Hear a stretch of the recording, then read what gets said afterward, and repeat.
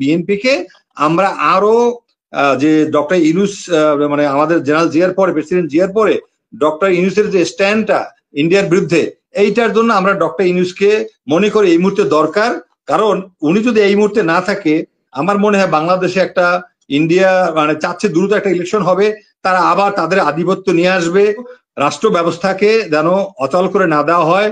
আজকে শুধু সুযোগ নিচ্ছে আমলারা, আজকে সুযোগ নিচ্ছে অসৎ কর্মচারীরা, আজকে পল্লী বিদ্যুৎ সুযোগ নিতে চায়, এনবিআর সুযোগ নিতে চায়, সবাই একটা অরাজক পরিস্থিতি তৈরি করতে চায়। বিএনপি যেন এদের দিকে না তাকিয়ে ডক্টর ইউনূসকে বিশ্বাস করে আস্থায় দিয়ে, আরো যে বাচ্চাদের কথা বলছে যে এনসিপি বলেন আর জামাত বলেন, it is no match to BNP. Doctor ইউনূসের কি অবদান? যদি ডক্টর ইউনূস ছাত্রদেরকে না বলতো খালেদা জিয়া মুক্ত হতো না, আমি আপনাকে বলি। তারপরে 21 নভেম্বরে নিয়ে গেছে, মামলা প্রত্যাহার করে নিয়ে গেছে। হ্যাঁ, সুতরাং আপনারা যেটা বলতেছেন খালি খালেদা জিয়া কোর্ট থেকে ডক্টর ইউনূসের না, ইমরান ভাই আপনার সাথে আমি চ্যালেঞ্জ করলাম, খালেদা জিয়া ওনার এই নির্বাহী আদেশ গ্রহণ করে নাই, উনি সুপ্রিম কোর্ট করে আদালতের মাধ্যমে খালাস হয়েছেন। যে বিএনপি হলো বড় দল এবং বিএনপি হলো হাইলি অর্গানাইজড একটা দল, জ্বর ঝাপটার মধ্যে দিয়ে যাব টিকে আছে, টিকে থাকবে। হয়তো নেতৃত্বের কিছু ঘাটতি আছে, এটা আমরা ওনারা যতই বলুক, জিয়াউর রহমানের আদর্শের মধ্যে তারা অনেক নাই, জিয়াউর রহমান আদর্শ থেকে অনেক দূরে। তবে একটা জিনিস কি আমি অত্যাচারিত হয়েছে সেটা তো আপনিও আমাদের প্রোগ্রামে অনেক, হ্যাঁ, আমরা বিএনপির পক্ষে আমরা কথা বলেছি না, হাসিনার আমলে যে অত্যাচার হয়েছে আমরা বলেছি না, কেন বলবো না? কারণ বিএনপিকে তো আমরা ওইভাবেই দেখতে চাই, আমরা ভারতের সুরে বিএনপির কথা শুনতে চাই না। আমার কথা হলো বিএনপি একটা বক্তব্য কোনো অত্যাচারই হয় না ভাই, ভাই ইমরান ভাই আমাদের উপরে কোনো অত্যাচারই হয় না, আপনাদের উপরে অত্যাচার না হলে কোনো কিছু না, এটা ইতিহাস। শুনেন, সব যারা আমি বলি, এই যে আপনি যে হ্যামলেট বাহিনী কইছেন, এই যে বোরকা বাহিনী কইছেন, তারা খালি নির্যাতিত হইছে। বলতে দেন, আমি তো কিন্তু শেষ করি না, আমি কিন্তু যা শুরু করেছি। বিএনপির উপরে অত্যাচার হয়েছে দীর্ঘ সময়, আর এনসিপি বা বৈষম্য বিরোধী আন্দোলন এরা তো কয়দিন আগে শুরু হলো, সেটা একটা শর্ট টাইমের জন্য, বিশেষ করে 36 জুলাই যেটাকে বলে ওই সময়টার জন্য। আর বিএনপি তো বিগত 10-12 বছর 14 বছর ধরে সাফার করেছে। বিএনপির একটা সাংগঠনিক সম্পাদককে হত্যা করা হয়েছে, বিএনপির আরো কমিশনার আলম অনেককে এরকম গুম করা হয়েছে, প্রচুর, এটার কোনো হিসাব নাই। বিএনপির হাজার হাজার কর্মী জেলে ছিল। আমার এলাকার আমার জানা মতে অনেক নেতা ছিল যারা খুব ভদ্র নেতা, যেমন মুনির নামে একজন আছে, আপনি আমাদের পটুয়াখালীর ছাত্র দলের বড় নেতা ছিল, সে আমাদের এস এম হলে সে 2 বার ভিপি ছিল, মুনির। এই মুনিরের মতো ছেলেকে ডান্ডাবাড়ি পরিয়ে রাখা হয়েছিল আমি জানি। তো যাই হোক, আমি বলবো যে 6 মাস ধৈর্য ধরলে মহাভারত অশুদ্ধ হবে না। বিএনপি যেন ভারতের মানে উস্কানিতে বা ভারতের ফাঁদে পাড়া না দেয়, এইটা আমাদের একটা মানে বিএনপির কাছে দাবি। কারণ এদেশে এখনো বড় দল বিএনপি এবং ইলেকশনে জিতবেও বিএনপি, সংখ্যাগরিষ্ঠতা পাবে বিএনপি। এই যে জানুয়ারি থেকে জুনের মধ্যে তো 2টা ঈদ থাকবে, তারপরে 1 মাস রোজা থাকবে, তো মানে এখানেই তো সন্দেহ যে আসলে নির্বাচনটা হবে কিনা। না, এত সন্দেহ আপা, এটা তো ডক্টর ইউনূস, এটা তো আর হাসিনা না। এখন হাসিনার জন্য আপনারা বিএনপি তো এইরকম একটা অবস্থানে গিয়েছিল যে হাসিনাকে এই টার্ম মেনে নেবে 29 সাল পর্যন্ত।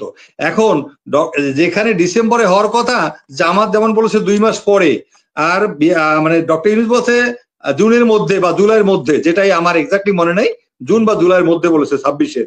তা আমার কাছে মনে হয় এটা এমন কোন সময়ের একটা গ্যাপ না, এটা ধৈর্য ধরা যাবে না। আরেকটা হয় কি, এবি পার্টি করেন নাই, ওনার তো এরকম কোনো কমিটমেন্টও ছিল না কারোর সাথে।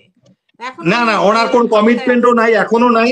আমি বলি উনি অ্যাকচুয়ালি এনসিপি, শোনেন, এই যে রবি ভাইরা তো ভালো করেই জানে এনসিপি ইজ নো ম্যাচ।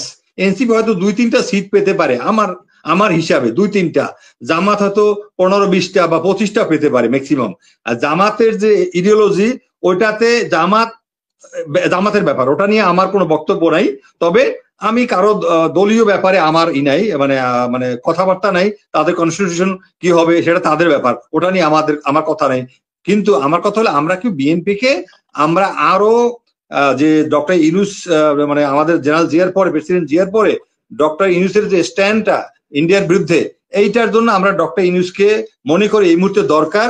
কারণ উনি যদি এই মুহূর্তে না থাকে, আমার মনে হয় বাংলাদেশে একটা ইন্ডিয়া মানে চাচ্ছে দ্রুত একটা ইলেকশন হবে, তারা আবার তাদের আধিপত্য নিয়ে আসবে, এবং অলরেডি ইন্ডিয়া ভারত বিএনপির মধ্যেও এই কিন্তু যে মাঝে যে ওই কথা ধরনের কিছু বলেছে ওনাকেও মানুষ চায়, উনিও বলছেন যে ওনাকে চায়, আবার মানুষও বলছে যে কিছু কিছু ব্যক্তিও স্ট্যাটাস দিয়েছে যে ওনাকে 5 বছর চায়। তাহলে কি এই সূত্র ধরেই কি উনি আবার না আসলে উনি তো না না না না শোনেন, উনি কিন্তু ডক্টর ইউনূস কিন্তু ওনার লাস্ট সীমা উনি বলেছে জুন পর্যন্ত বা জুলাই।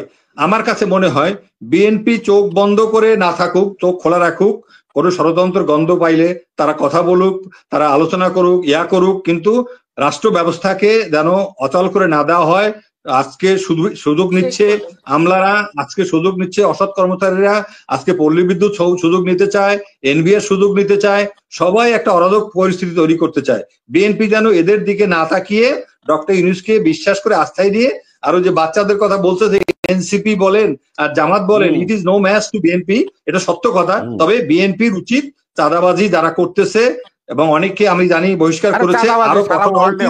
এবং আরে ইমরান ভাই না কি বলেন, চাঁদাবাজি আমি অস্বীকার করি, কিন্তু ভাই আমরা বিএনপির ইমেজটা নষ্ট হয়, বিএনপির ইমেজটা নষ্ট হয়, এটা আমরা চাই না। চাঁদাবাজি ভাই সেনাবাহিনী তো হয়, ওই যে চাঁদাবাজি সেনাবাহিনী এই যে রেশন বিল চালায়, কোথায় কার রেশন বেচছে ভাই?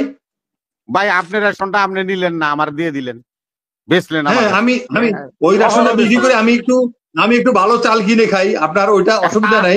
ওরা চাঁদাবাজি না, চাঁদাবাজি হলো, শোনেন ভাই, চাঁদাবাজি হলো এক ধরনের অনৈতিক কর্মকাণ্ড। না না না শোনেন রবি ভাই, পজিটিভলি নিতে হবে। আমরা যেটা বলি সমালোচনা, এটা ভালো মন্দ বলি, আপনাদের খারাপের জন্য বলি না, আমরা বললে এটা আমরা খারাপের জন্য বলি না।